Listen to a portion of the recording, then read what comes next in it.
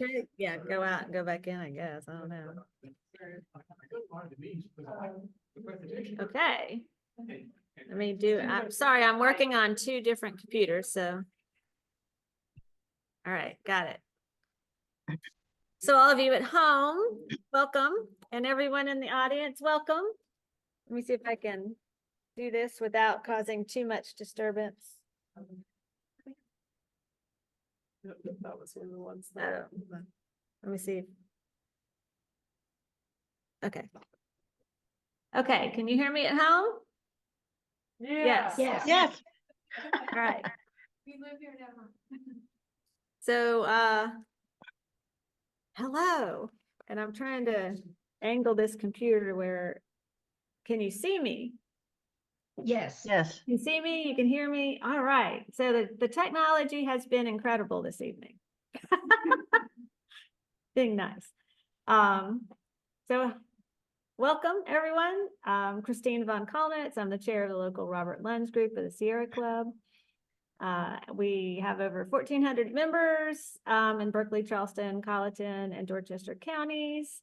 And we're on the traditional lands of the Ashpoo, Awada, Awanda, Siwi, Bohege, Catawba, Combahee, Coosaw, Edisto, Itiwan, Kiowa, PD, Shim, Stono, Wando, Wapu, Wasamasa, and Winyah nations. I'm sure I butchered that. That's a lot in our area. And our mission is to explore, enjoy, and protect the planet. Right. Some of the great experiences of your life are waiting, and they're coming up soon. On the 12th of this month, Bill Turner, one of the great guides of the Low Country, is going to take you for a paddle on the Black River. You'll hear about the Black River and its issues later, but on the paddle, you'll be experiencing the real live in-person place, and it'll be one of the most beautiful paddles that you can imagine. You'll see all kinds of things like prothonotary warblers maybe, and probably columbine plants blooming and other kinds of things. So that's something you want to do. A kind of a service outing led by Amanda Vogus will be in Oyster Reef Building happening on Friday, the 7th of June. So that's coming up. On the 10th of June, we're going to take you out to the Materials Resource Recycling Center up on Commerce Avenue. And that promises to be a wonderful exposure to what happens to all that stuff you put in the blue bins. And then coming up in the fall, we'll take you out and show you a bunch of mushrooms. Could you give me that second slide? Yes, and I think I saw Katie also wants to contribute to the outings discussion at some point. So just to let you know that. Okay. So when you go to the Sierra Club website, the Robert Lunz Group, you can click on the outings button at the top, and it'll take you down to a listing of the outings. And say you want to go on the trip to the recycling center, you can click on that, and that takes you up to point 3. And this couldn't be easier. You just enter your name, first name and last, and an email and a mobile phone number, and hit the RSVP and sign waiver, and there you'll be signed up to go on the trip. And you'll get better information about the actual rendezvous and things, and your requirements. You know, like bringing a lunch and your insect repellent and so forth like that. And sometimes you'll need a boat and a PFD and a paddle and so on. So coming up sometime soon, I think Katie is going to say something about, maybe Katie's not. She's not turned on her sound. Anyway, there she is. Katie, why don't you tell us all about this Nerdle event building? Go ahead. Oh, the Oyster Castle. So Amanda is going to be spearheading the Oyster Castle, but as of today, it looks like I will be able to host a Nerdle event on the 11th, which is next Saturday, It will be in coordination with the Public Interest Research Group and Environment America, and it's about raising awareness about the federal Plastic Pellet-Free Waters Act. So we'll be doing a nurdle hunt at Waterfront Park, which is downtown, and I can totally send out information. We just received the go-ahead today because we have to have permission to work in that area. But if anyone is interested, I'd be more than happy to share that event. Can you add that to the campfire, Katie? Yeah. Swell. So there you go. It's easy to join us, and we look forward to having you. And all these outings will be among the greatest experiences of your life. I'm done. Good job. And thank you, everyone who's leading outings. I can tell you, I'm looking forward to the Black River. Looking forward to paddling the Black River and yeah, very soon. And the oyster reef build, and that sounds really cool too. And Alec, do you want to say anything about the Charleston County Recycling Center? Do you want to come up here and say it so people can hear you?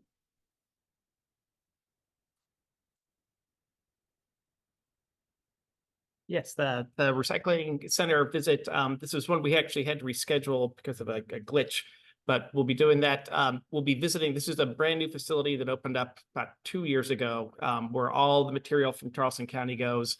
It's a very fancy, high-tech facility with robotics and artificial intelligence. And so the visit will include both visiting their learning center that the county has built, where they'll talk about how the whole system works. And then we don't get a chance to actually walk out into the equipment area, but we can see it through a window, so we can sort of see everything as it's going through the process being sorted. So that'll be about an hour-long visit, and it should be illuminating. Thank you. Thank you for setting that up, Alec. And I hope everyone can take advantage of that. That's on a Monday at 10 a.m. So just remember it's during the week, and the Charleston County Recycling Center is fascinating. Okay. Want to tell you what about the May call to action. So we've got energy savings projects. These are there are funds out there for you, no matter, if for your business or your home. You can actually get paid back for making your house more energy efficient. So, some local websites to do that would be like Dominion Energy. I'm going to go to that real quick. Cookies, just accept them. Okay. All right. So here we've got residential. You can save energy on heating and air conditioning. Thermwise water heater. So, if you get a more efficient water heater right here, they can give you $350 towards that. You did it. Oh, there's someone in our audience that says they did it. Terry Lynn. All right. Yeah, Alec and I have taken advantage of some of these incentives. When we had to change out our air conditioner unit, we got an incentive. Just make sure you keep those receipts for everything you're doing, equipment and labor, just in case. And this is a Dominion thing, but there's also Santee Cooper. They give rebates. Like, look here, you can get a rebate on a gas fireplace. I'm not advocating gas, but they're giving it. Home energy reports. There's a lot of help out there. They'll come and Terry Lynn again. Oh yeah, there are tax credits as well on state income tax, and the federal government now has rebates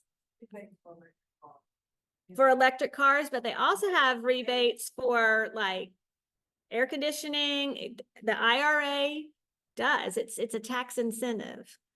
So you should be able to get that back on your taxes as well. You have to, meet the tax criteria. Like if you don't pay anything in taxes, you're not going to get a tax rebate. But, if you're paying taxes, you should be able to get a tax rebate. So just wanted to go through some of that. Let me see if I can get back to, do you remember how to get rid of that thing? Yeah. I can see to go back. All right. Yeah, the name one.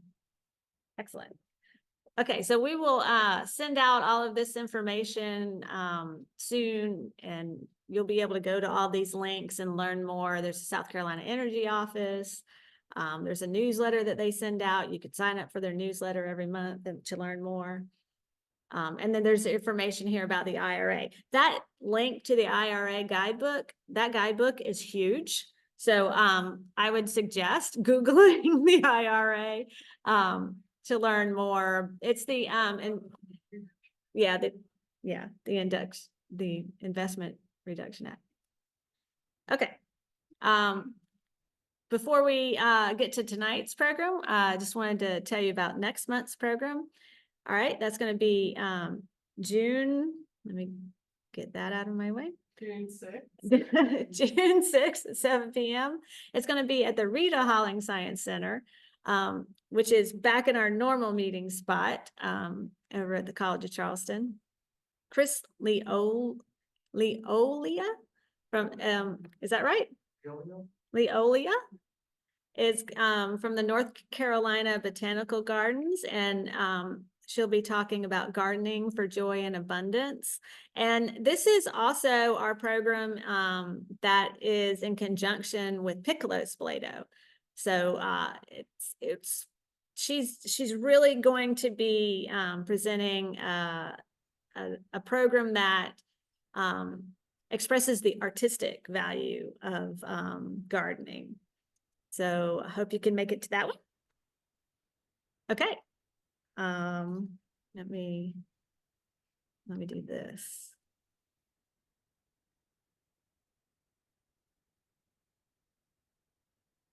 Okay.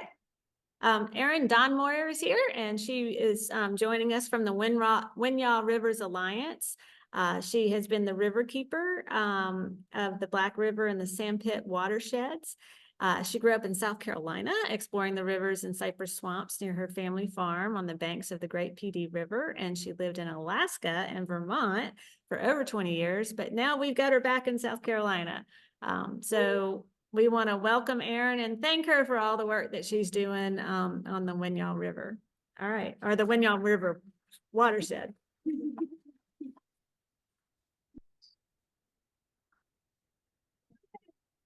All right, Yeah. now let me, Dun, dun. and then the more up at the top to get rid of the thing.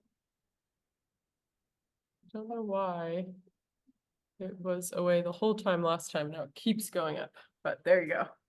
Okay, so So we'll get these back to, still are over here now. nope, this is just what they're seeing. Okay. Thank you. Okay, so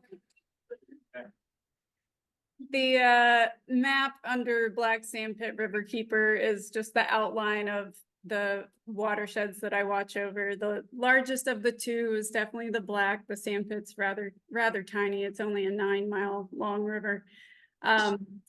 So our parent nonprofit, much like your local river keeper here at Charleston Waterkeeper, is Waterkeeper Alliance.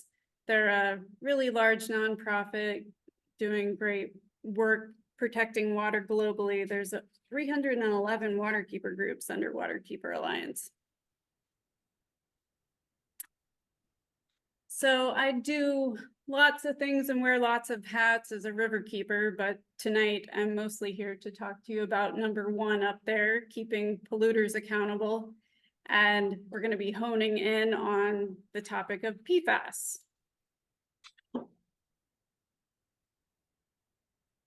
What are PFAS? I'm pretty sure most of you here have heard enough about it lately.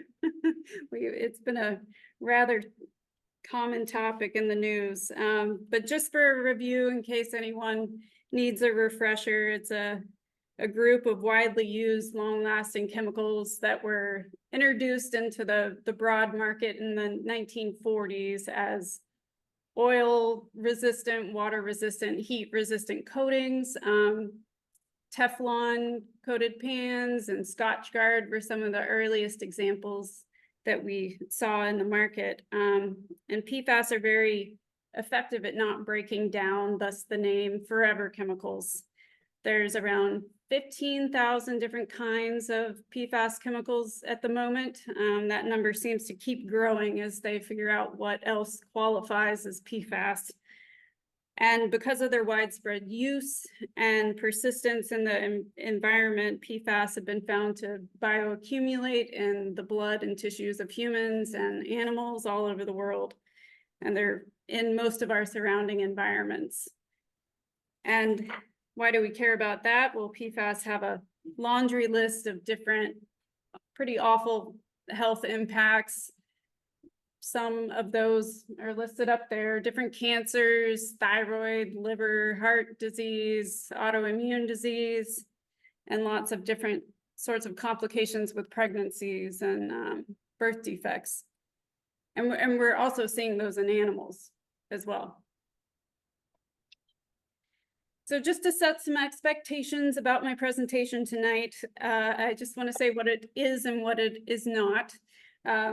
This isn't a presentation from an expert on PFAS or the regulatory world around PFAS, and definitely not on the behavior of or the chemical structure of PFAS. But I am a river keeper who has been researching PFAS for almost 2 years now in the Black River watershed, and it can be a little bit of a dense topic, and parts of this presentation may be as well. So thanks for your attention, and I'm happy to answer any questions at the end. So during my studies of PFAS, I've definitely run into some limitations and roadblocks along the way. The first one is definitely that it's a very expensive chemical to test for in nature, and in the water in particular. The most accepted test that the EPA recognizes is upwards of $3,000 per test. So you can imagine when you're searching for the source of PFAS within an entire watershed, this can get really, really expensive. So we are lucky that the state, DHEC, has conducted quite a bit of analysis of surface waters throughout the state in the last few years. There is a more economical option for testing PFAS. This little cup that you see in the bottom corner is from a company called CycloPure, and you can order it to test your tap water, your well water, whatever you would like. It's about $80 per test, and that is what I use during my program. We're just a tiny little nonprofit with a limited budget, so. Did you use the cup one time? This one. So what CycloPure has is it's a filter media, which has been shown as a really effective catchment media in situ, like in a river. So they put a piece of this media in the bottom of the cup. You scoop a sample up, it drains through, and the lab tests PFAS remaining in this little filter paper in the bottom. So you could reuse the cup, it's just the filter thing is what you're. Oh, no, you can't reuse the cup. They just send you a new one. Yeah. I mean, with most scientific studies, you don't want to reuse your sample vessel. Yeah, unfortunately. But you'll see later, I only used 7 or 8 of them, so it wasn't a whole lot of plastic waste. Number 2 limitation that I ran into was access to the waterways. It was surprisingly hard to find public access or just physical access to get to the points that I needed to sample at. This is a picture of the Pocataligo River, which is an area that I was mostly focusing on. It's a northern tributary that flows into the Black, and it's essentially a half-mile wide swamp that runs from Sumter to Manning area. And for some of the spots that I needed to sample at, it took me months to get all the proper permissions and logistics in place to even gather the sample. And once I had those samples, it became very clear that even if I had really shocking results, there's not a system in place in South Carolina to deal with or respond to PFAS contamination in waterways that are not a public drinking water source, which the Black is not. So I'm going to review over some of the data that was utilized. It's only 2 sources. By and far, the most comprehensive data set that's available to us is South Carolina DHEC's Ambient Surface Water PFAS project. It ran from 2022 to 2023, and they tested at least 100 different water bodies throughout the state for 26 different types of PFAS. They also tested 12 different species for 25 different types of PFAS. And the inset in the screen is the area of the Black River watershed, and they had 18 PFAS sample sites in the watershed and 9 were in Sumter. So as their data sets and results were released on their online database, it was pretty easy to track where DHEC thought the problems were.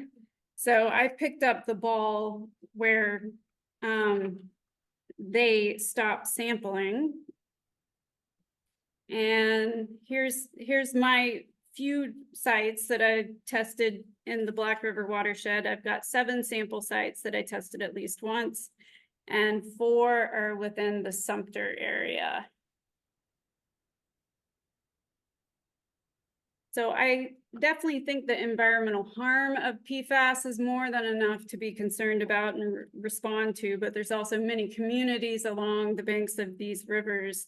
And I'd like to talk about the health and social impacts of PFAS contamination to these communities. All right, I'm going to try and play a little clip here. We'll pause and share it with the Zoom room, excuse me. Oh, okay. A interview with Cheryl Kale, who is actually the acting chief of the Waccamaw tribe, and Cecilia Daly here in the room is the one who did this interview with Cheryl and produced this little video. So I'm just going to show you a short clip from it. It's a great video though, and I recommend getting in touch with Celie to see the whole thing. Oh, we can't hear it. Uh-oh. It's not super important if this doesn't work out. It's okay. I'm so sorry. No, it's all right. It's all right. So how do we get back to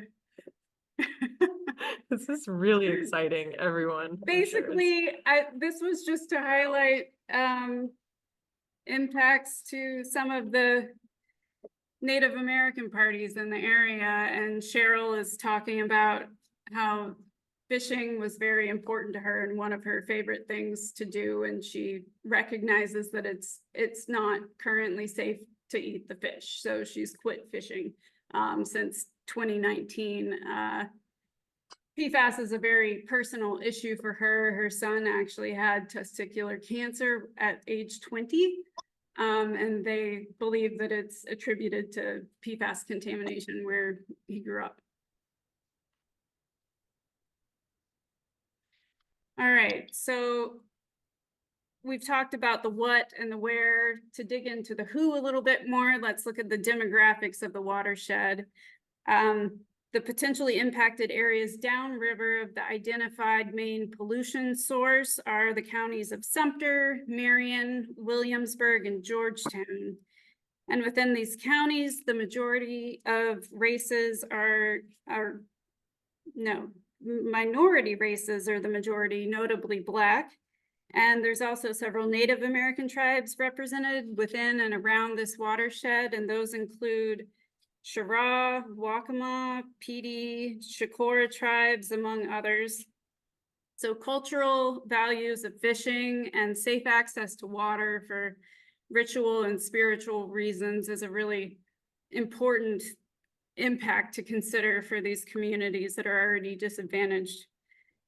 And for economics in this area, if we remove the statistically skewing community of Pawleys Island from Georgetown County, the mean individual income is below $29,000 a year in all counties. So the cultural aspects of eating from our local waterways and oceans run deep in any culture in coastal South Carolina, but we're likely to see a prevalence of subsistence fishing in some of these lower income communities.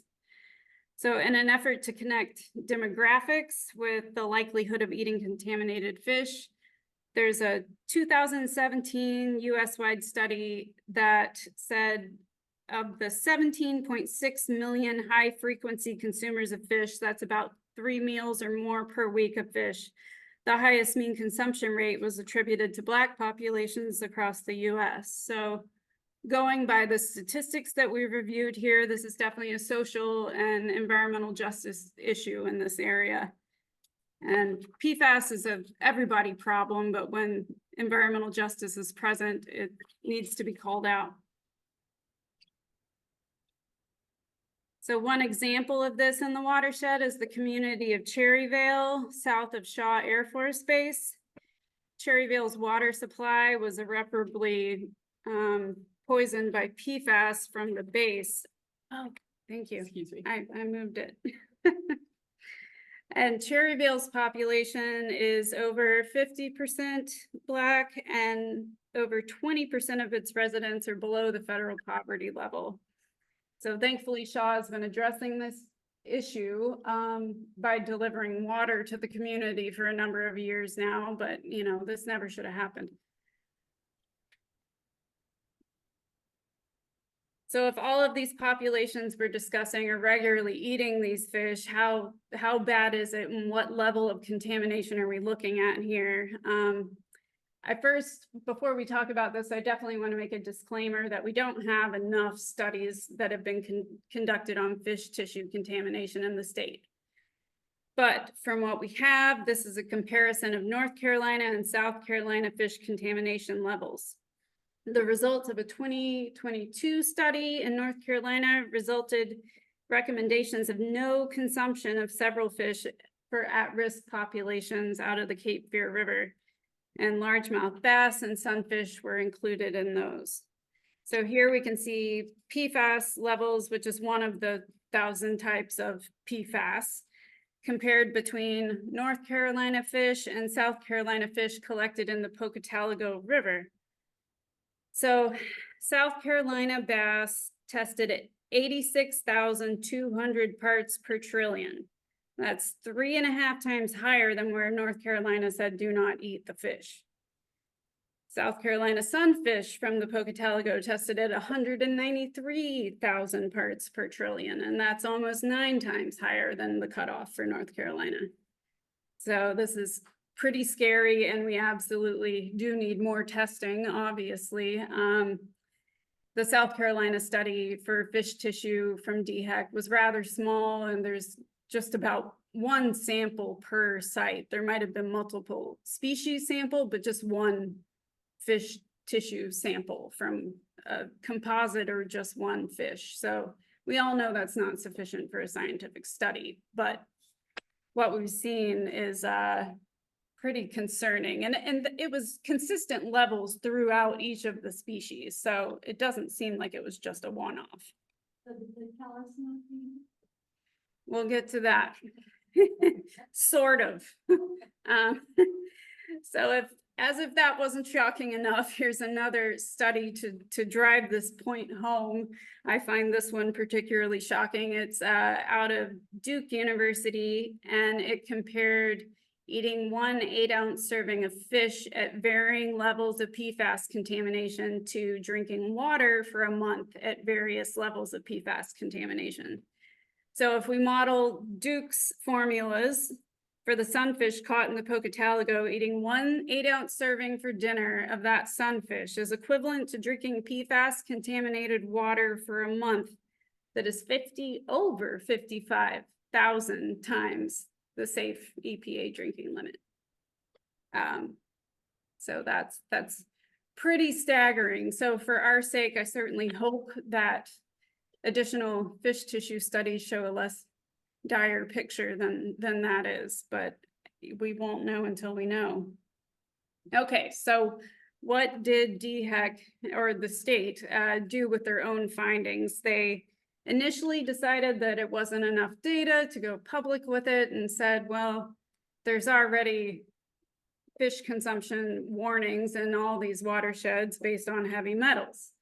And that is true, but after a couple of media interviews that went out with me and some other parties, DHEC decided that they needed to issue this recommendation. It's not a fish consumption advisory, but it was a recommendation based on or targeted for sensitive populations that were noted as subsistence fishermen, children, pregnant, nursing women, and women who plan to become pregnant. So that's a rather large population swath of South Carolina and any other state. And they do also mention that the sample size is not enough to issue an official fish consumption warning. So after all that lovely news, let's talk about some success stories and what is next on the docket. So lots of other river keepers across the US and around the world are fighting PFAS in their own watersheds, but 2 southeastern ones have been at it for a number of years and have had some success stories. Tennessee Riverkeeper, they submitted their own suits using environmental regulatory policy grounds under RCRA and EPA Clean Water Act mostly, and they started the process back in 2015. And then Cape Fear River Watch up on the Cape Fear River initially brought a suit against North Carolina DEQ for not responding sufficiently to reports of PFAS contamination, and then many other suits followed after that. So both of these instances did result in significant payouts from 3M and Chemours / DuPont. Chemours is just their rebranded name after they got sued enough. And Tennessee, the awards mostly went to local government. That's on the bottom corner of the slide, just a summary of what their settlement included.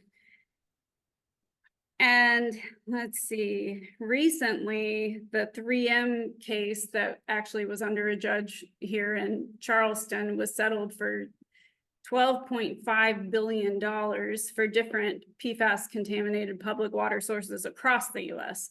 That includes like thousands of different cases that were all kind of clustered under one judge's opinion. So let's see, in North Carolina, Chemours was required to conduct sampling for residents, provide water supplies for impacted homes. They had to install remediation and mitigative equipment on their factories, but that's still an ongoing fight, as most PFAS fights are. It's a very complicated and long process and extremely expensive to address.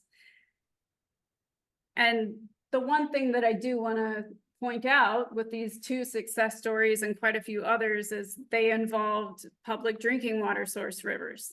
And the black is not that, again. So it makes it a much more difficult matter to qualify as urgent and have a pathway through the legal system here in South Carolina to address it. So I've kind of had to get a little bit creative. So just dipping a toe into the regulations here, since we don't have drinking water impacts to stand on. On a federal level, we have the Clean Water Act, which clearly states that someone can't dump a hazardous pollutant into the waters of the US without a specific permit in place. And those permits are usually NPDES or NIPDES permits, which are the permit that any sort of factory or wastewater treatment plant has to get for their effluent to be dumped into a waterway. And there's specific amounts of pollutants that are allowed in that effluent. So spinning off of the Clean Water Act regulation, we also have 40 CFR 125.3, which has a requirement in it that states that if states don't have a regulation in place for certain hazardous chemicals, they must use the best available technology to prevent discharge of the substances into the waterways. Now, South Carolina doesn't exactly have a regulation that addresses PFAS effluent or discharges into waterways, but they did adopt that same language under 40 CFR 125.3. The same regulation is in the state code, but it is not being enforced, at least not on the Black River. If it was, the first report of PFAS pollution that was sent to them would have been responded to, and I wouldn't be here talking about this tonight. So back to federal for a second. We all have probably heard about the big regulations that have come out around PFAS with the EPA last month in April. There were MCLs established for drinking water standards around 6 different kinds of PFAS, and also 2 of the major kinds, PFOA and PFOS, were listed as hazardous chemicals and under CERCLA, which is the Superfund regulation. And neither of these are helpful at all for the situation on the Black, because we're not a drinking water source and it's not land pollution that we're working with. So unfortunately, neither of those are helpful. Did you say, what's the source? We know how it's getting in there, or? Yep. I can't tell you where, but yeah, so I have been using DHEC's surface water studies to guide my sampling in the area, and I have identified 2 point source discharges of PFAS into the Black. It took me about 8 months to do so, but yeah, 2 have been identified. I bet there's more, but these 2 are pretty significant dischargers of PFAS. One is Genex, if you're familiar with that one. It's one of the newer types of PFAS that has less bonds, that is supposed to break down more easily, but it's no less harmful, we're finding out. So both of these dischargers have been reported to either South Carolina DHEC or EPA, and EPA, and neither have taken action. That was months ago when these were reported. So because of the lack of state enforcement and regulations around these instances, we're having to take a route for lawsuits. And those individual parties that are impacted or harmed by the pollutants need to be identified, and they have to be willing to come forth to put this case in front of a judge. So I've been working with Southern Environmental Law Center. I'm used to just saying the acronym SELC. And in short, they've just been a truly invaluable resource to the work that I've done and so many other nonprofits in the area. They're just, thank you, SELC. I've also been part of a precedent-setting case around a different pollutant, 1,4-dioxane, in the Great Petey River. And if it's looking like we might be successful on that, there's another company that's just free flow dumping 1,4-dioxane, and that is a drinking water source. And DHEC gave them the permit to do so. Yeah. So that is what the lawsuit is about. So are you not able to say what those 2 sources are for the Black River? Or? I am not yet. Once hopefully we're in a discovery phase, I can talk about it. But at this point, I wouldn't want to endanger anything with a case. But it's industry related, presumably, or? One yes, one not. So for my next steps coming up, I'm soon going to be working with Waterkeeper Alliance and Duke University on a study that's looking at effluent sources in EJ or environmental justice communities. And the study aims to open up some federal dollars for, in particular, wastewater treatment plants in these EJ communities where some of the local governments may not have applied for it and they're kind of sputtering along in this process. I hopefully, fingers crossed, have identified some funding for a fish study in some of the more densely subsistence fishing areas where the pollution has been really bad. My fingers crossed on that. I'm not sure if it's going to come through or not, but and DHEC should, they claim that they have another fish study going on. I just haven't heard anything about it. No one else seems to know about it.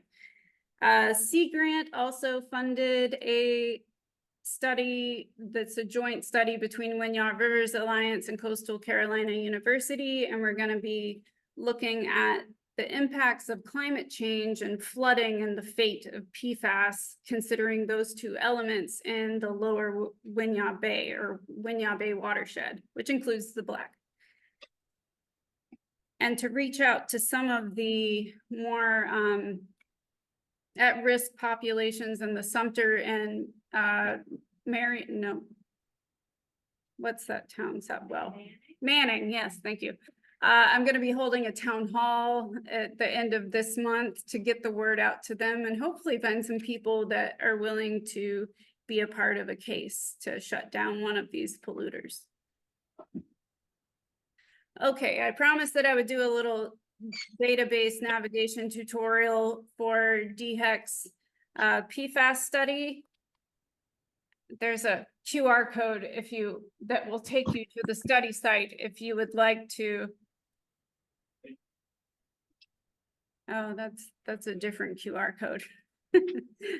All right. Oh, did you get it? Okay. All right. So I just took screenshots in case internet was down or tech wasn't so great. So the first screen that you'll see is just sort of a description of the project and overall of what it is and some disclaimers. Just hit OK in the bottom corner. That'll take you to this screen, which shows you all of the study sites, both for surface water and for fish tissue, oysters, blue crabs throughout the state. I've found that most people, when they visit this site, they click on an individual dot that's relevant to them or that they're interested in finding out the results for. But what happens is it takes you through several different stages of different selections of pages, and it only has a subset of the data. And it's only 6 different kinds of PFAS that were currently regulated by EPA. So what I suggest is that you click on one of these, either surface water data or the tissue data if you want to look up the fish or oyster tissue data, and it will immediately prompt you to download an Excel sheet. When you open up that Excel sheet, it will look something like this. This is for the surface water data. All the different watersheds are tabbed on the bottom, so you can just toggle to whichever one that you're interested in. I selected Edisto because where I knew I would be tonight. On the bottom are the different study sites. Chinkapin Creek is there at first, and you can see all the different dates. And so that first row where it says like E091, that will correlate with a point on this map. So that's the connection between the two. But I find it much more useful to see all the data for the different dates at one site all next to one another. So this is the best way to find this information. All right, so if you're looking for a way to support continued efforts on this project, please consider donating to Winyaw Rivers Alliance on Palmetto Giving Day next week. Yeah. Questions?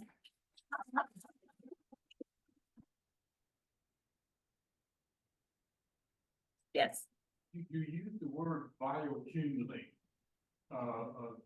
these chemicals as a class, I presume, in tissue, which suggests to me that it's largely fat soluble, but yet you're sampling water, and it's in the water. So is it both fat and water soluble? I do know that it's water soluble. I'm not sure about fat, but that is a good point. Yeah. I don't know the answer to that. I had thought that the possible source of these kind of contaminants was ubiquitous. It's in households. It's in every product, many products that we use. How it gets from that into the environment, I'm not really sure.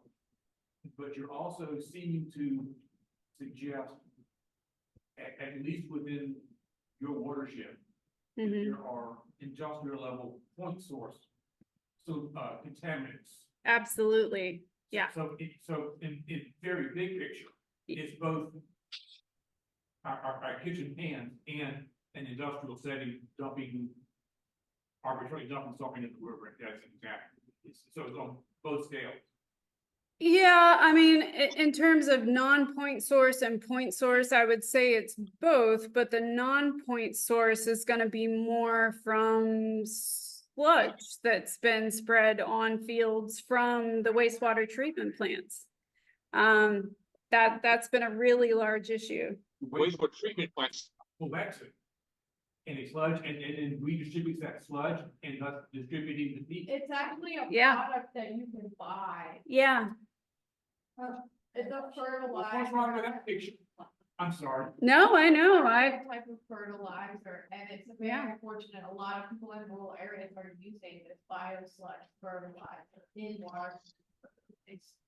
And there's currently no regulations around testing the sludge. The wastewater treatment plants don't have to check this. There was a approval process going on for a general permit for wastewater treatment plants to just spread Class A sewage sludge how they like, and it doesn't have to be monitored in any way. So it was a really big loophole that just opened up, and there was a comment letter that SCLC put together, a really great comment letter, and the state Sierra Club chapter signed on to that letter as well as all the river keeper groups. So we'll see, but that's a really large source as well, this sludge. So my final question, at least at the moment, if we're in the river, what's our source contaminant? If we're swimming, we're paddling, if we're whatever in the river, are we getting contaminated, or would we need to ingest? The primary route is ingestion or drinking. It's not been found to go through our skin barrier very effectively. So just close your mouth if you jump off of a dock.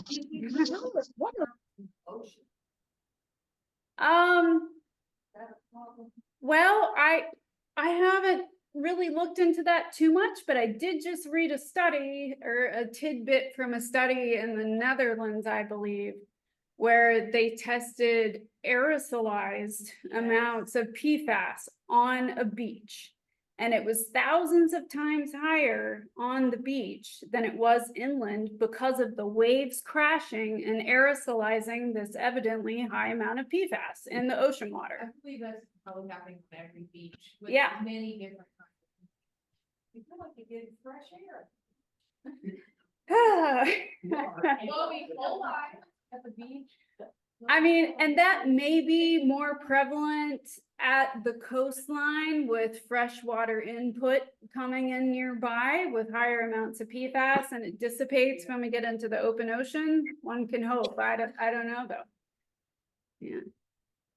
I know landfills are another source. Is DHEC measuring with Can I give you your medicine? South Carolina measuring with landfill? Not that I'm aware of. I asked my local landfill if they're testing their effluent for PFAS in Georgetown, and they said no. I don't know if I might have been talking to an uninformed party. That's possible. I visit friends in Hemingway quite often and been out fishing on the Black River and eaten some of that fish. And two of the people that I visit, one of them has had testicular cancer. Mm. And one Sorry, babe. prostate cancer. Yeah. Yeah, that's one related to PFAS. They would go out and fish and eat the fish at least every 2 to 3 weeks. Yeah. Long time. I've only done it twice.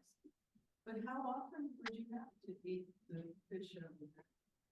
It depends on the contamination level in the fish from that water body. It's Black River. Okay, well, that data that we showed earlier, I mean, it's recommended to never eat them at that level. I know, and there's so many different health impacts that I think we've normalized as a society. I mean, such as autoimmune diseases. And there's a lot of people saying, I've eaten the fish all my life and I'm fine. But when you look at the instances of these normalized health conditions, I don't know. And it's just crazy because you're out on the Black, right? Doesn't it look like the most beautiful, pristine river you've ever been on? Yeah. And then all of a sudden it has like, this is not just high levels like for the Black, but high levels in the state and the nation. Like these are really big numbers in a river system that we just thought exactly in really good shape up until just a couple of years ago. I'm speaking actually from somebody who's worked with the Black since 2017. Wow. And I worked for For years, so this is really just a new issue. you know, I I have one question. What's the issue with drinking water river? Because I know you can drink this water. It's if a city or municipality draws off of the river to supply Let's try and do that. I don't want to drink that water now. No, no thanks. I'll stick with my well water. But Yeah. otherwise it's incredibly warm. Yeah. Like you could probably, just because the tannins in there, right, can you just go take a snake?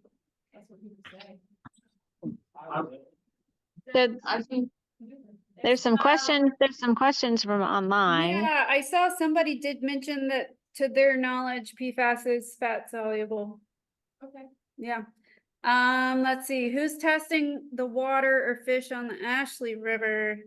I know people who eat fish from that one.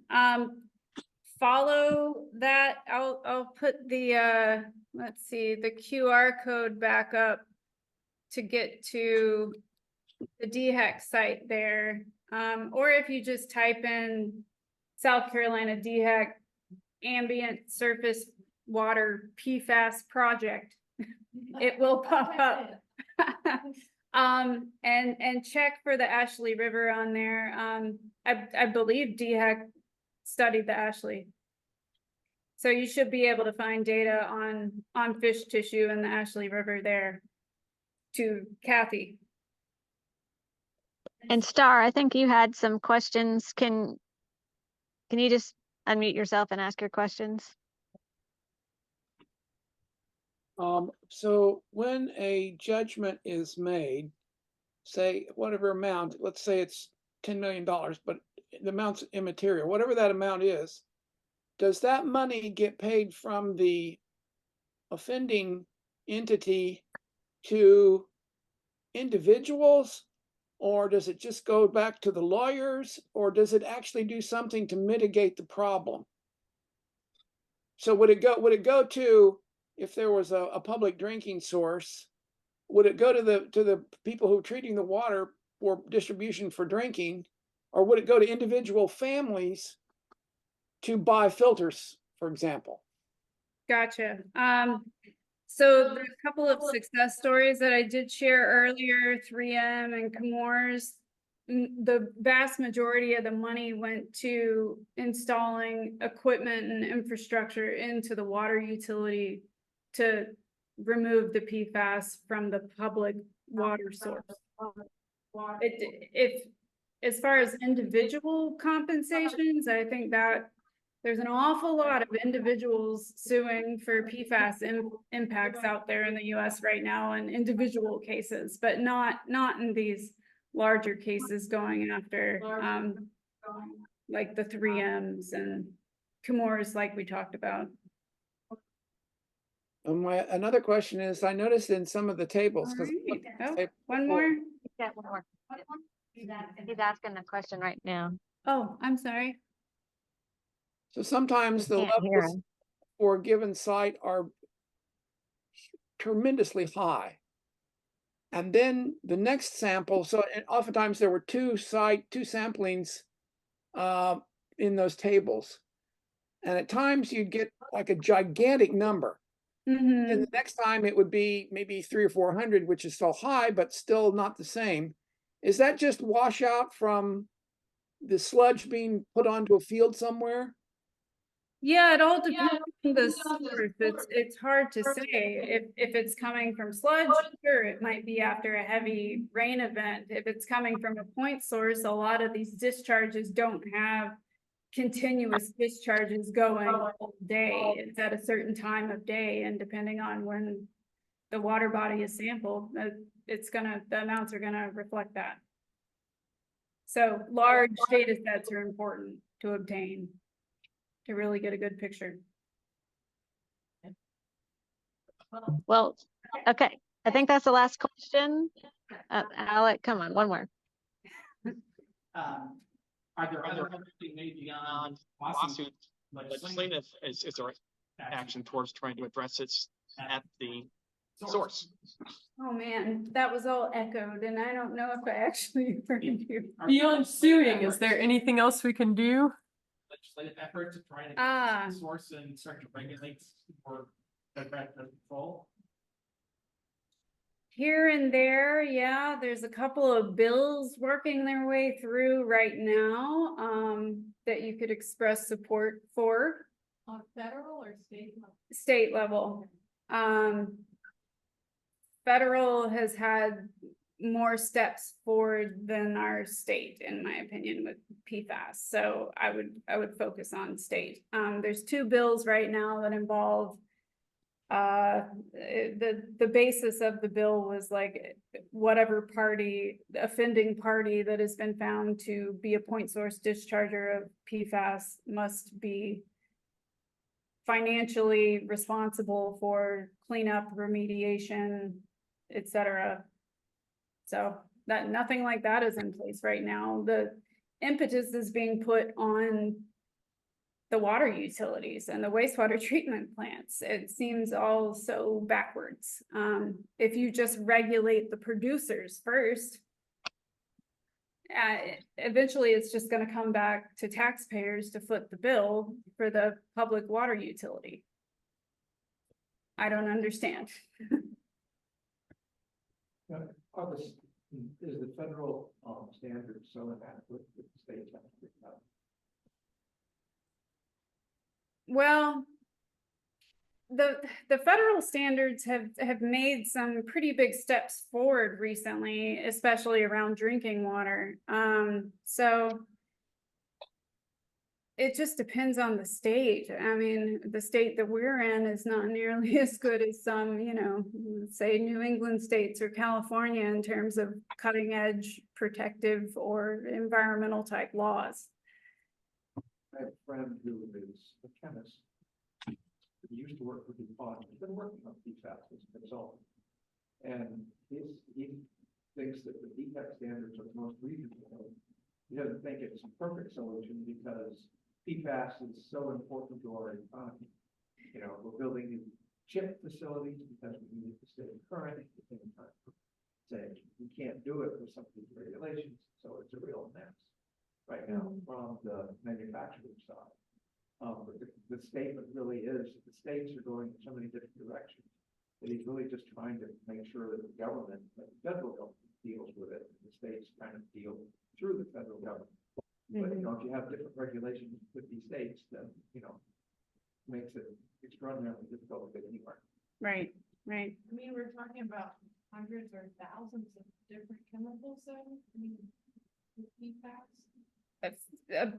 EPA has it at around just under 15,000 different kinds of PFAS The point on their is, website. Fragment that by 50 times. You want somebody. Yeah, it's just, I mentioned that because it's such a big issue and so I mean, just EPA wise, we just go chemical by chemical, so Right. something where we have 15,000 chemicals, like this is like a new age of legislation that we need to address this issue.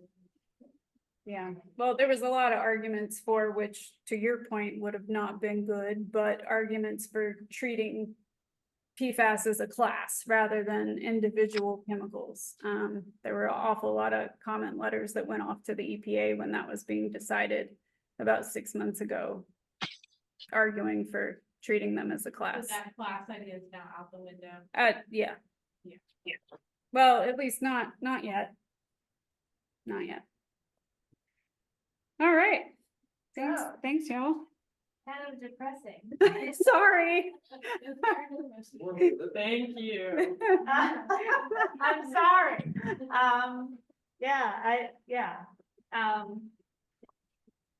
Okay, how do we end this on a positive note? So, You still recreate the Black River? we can still go on the Black River. We can still paddle on the Black River. That's positive. And the Black River is a black water river, correct? It is. Oh, yeah. Thank you. Yeah. I just want to be specific. Thank you. I mean, you could swim in it, I don't know, I mean, like, you really have to drink the water to fish. If you're out there paddling on the Black River, you're not, I mean, there could be some aerosolized stuff we're talking about, but the amount of aerosolized chemical compared to what you're just gonna be happening in the city or in any kind of location. Right. You don't have waves crashing on the Black River. You really. So they're talking about being on the Black River. I don't know if y'all can hear them. They're talking about being on the Black River and being able to